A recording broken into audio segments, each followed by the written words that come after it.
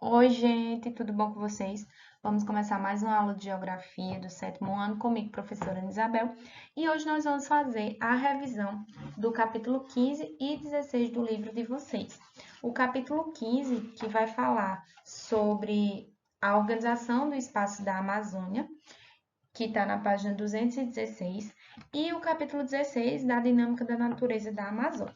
Então, veja, a gente vai começar a estudar o território da Amazônia, o complexo regional amazônico, né, que ele vai ter uma área de 4,9 milhões de quilômetros quadrados e nesse território, vai viver 10% da população do Brasil, ou seja, é uma área muito grande e pouco povoada.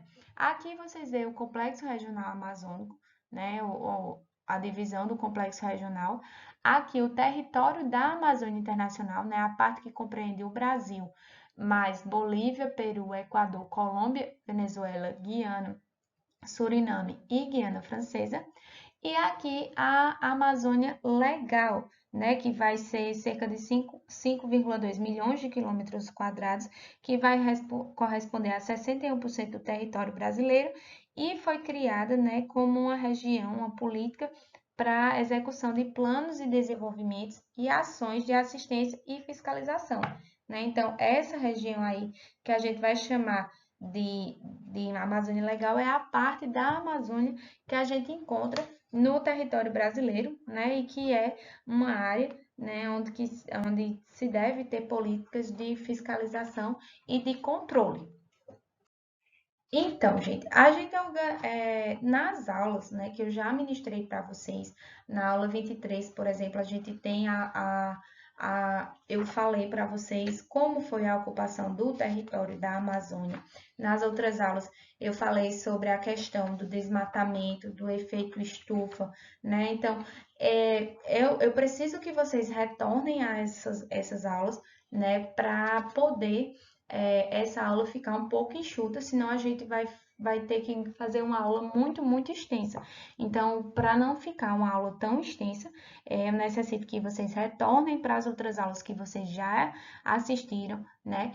E vejam, né? Leiam lá no livro de vocês, principalmente esse capítulo 15, né? Que a gente já abordou nas outras aulas, falou também sobre o desenvolvimento sustentável. Então, tudo isso foi temas das outras aulas que eu preciso que vocês revisitem, que vocês assistam novamente, né? E vou seguir com o capítulo 16, né? Que vai falar sobre a dinâmica da natureza, né? Que foi um tema que a gente não abordou detalhadamente nas aulas, e aí a gente vai falar um pouco sobre esses aspectos naturais da região da Amazônia, começando pelo clima, né? O clima predominante, que vai ser o clima equatorial, né? Que tem as médias anuais em torno de 26 graus. É um clima que vai chover muito, mais de 300 milímetros por ano, né? E embora a Amazônia as temperaturas elas sejam elevadas o ano todo, em alguns pontos do seu território, por exemplo, no sul do Amazonas, no Acre, Rondônia, é, Mato Grosso, durante o inverno, né, ocorre a friagem, né, que é o fenômeno que vai provocar a queda da temperatura, né, devido à atuação da massa polar que vai adentrar no território brasileiro. Então, veja, lá dos polos ela influencia até a região norte, né, vai esfriar bastante, mas lembra que é só lá naquela parte mais sul da região norte. E aí a gente tem um climograma de Manaus, né, que vai mostrar aqui a característica do clima equatorial, um clima muito chuvoso, com baixa amplitude térmica, né, temperaturas bem regulares ao longo dos anos, né? A gente vai ter durante 6 a 7 meses do ano, que é de junho a novembro, a pluviosidade ela vai ser menor, né? E 6 meses restantes com maior quantidade de chuva, né? Veja só que mesmo a pluviosidade menor ainda é significativa se comparado, por exemplo, com a região Nordeste, que não são poucos os meses de chuva, né? E predomina maior a estiagem. No que se refere à vegetação, vocês sabem que a vegetação típica, né, a floresta equatorial, no caso a Amazônia, né, a floresta amazônica, que vai ter vai ter 65% do total do bioma amazônico, a gente tem aqui no Brasil, né? Vai ter também, né, no Complexo Regional Amazônico, há também os trechos de cerrado, né?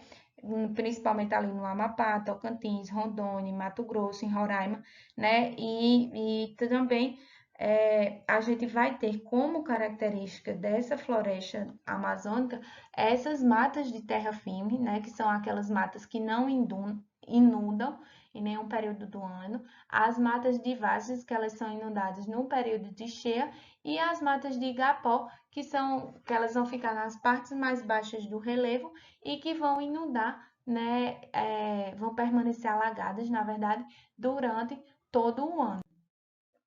A gente tem a questão do desmatamento, que eu também já falei muito com vocês, né? O desmatamento da floresta amazônica, ele deu uma caída se a gente for comparar a década de 90 com a década de 2000, mas, né, nos últimos anos, principalmente no fim de 2019 e 2020 e ainda esse ano, no ano de 2021, há um aumento significativo da devastação da floresta amazônica, né? Tanto com a retirada das matas, né, a retirada da floresta, como também com os incêndios, né? Os incêndios muitas vezes causados ilegalmente, né? E aí a gente vê a devastação na natureza, provocando, né, vários impactos ambientais que a gente também estudou nas outras aulas. O relevo, a gente vai ver que a maior parte do relevo da Amazônia é dominada pelas depressões, né? Aqui, ó, vocês estão vendo depressões aqui em amarelo, né? Os planaltos e as planícies, nas regiões mais de rio, né? A gente tem no centro-sul, no Pará e Roraima, a depressão sul-amazônica, né? As principais faixas de terra mais próximas aos grandes rios, as depressões apresentam baixas altitudes topográficas caracterizadas por colinas de 20 metros. Os planaltos eles vão ocupar as áreas mais restritas do estado do Pará, do Amapá, de Rondônia e da Amazonas, e na porção norte de Roraima é ocupada pelos planaltos norte-amazônicos, que configuram o divisor de águas das bacias hidrográficas do rio Orinoco na Venezuela, aqui em cima, ó. Tá vendo? E aí a gente também vai ter o pico da neblina de 2.995 metros, é o ponto mais alto, né, do território brasileiro, que fica aí nessa região amazônica.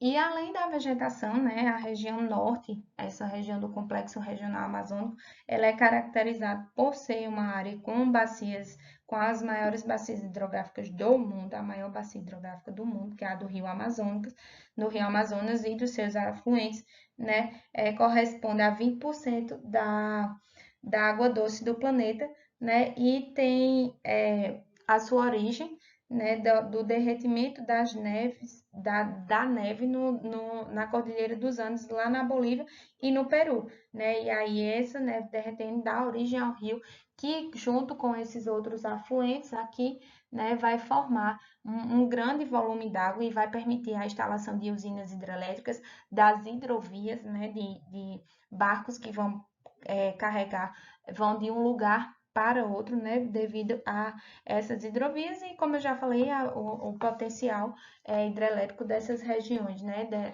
com a energia hidrelétrica gerando mais energia aqui para o Brasil. Então, gente, eu vou finalizar por aqui, né, como eu já disse a vocês, voltem, leiam o livro para que vocês consolidem melhor o conteúdo para as avaliações. Finalizo e nos vemos na próxima aula. Tchauzinho!